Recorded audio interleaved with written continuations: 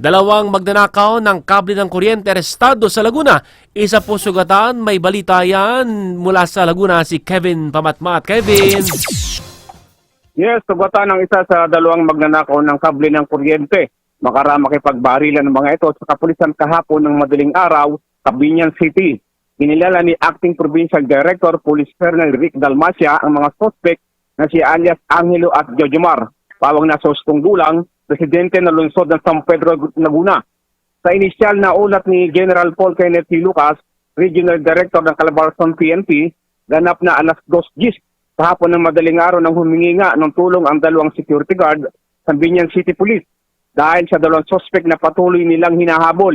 Mabilis na rumisponde ang miyembro ng SWAT team ng Binyan City Police na nauwi nga ito sa engkwentro na ikinasugat ng suspect na si Angelo habang nagtamo ito ng tama ng bala sa kaliwang bahagi ng kanyang tiyan. Samantalang na-recover naman sa dalawang suspect ang mga ninakaw na electric wire na nagkakalaga ng humigit kumulang na 50,000 piso. Nakuha rin sa mga kawatan ang ginamit na cutting wire at isang kalibre 38 na baril. Naghihimas na ngayon ng malamig na rehas ang dalawang kalalakihan sa Binyan City na kaptel na pawang naharap sa patong-patong na kaso. Mula Laguna, Kevin Pamatmat, News Live.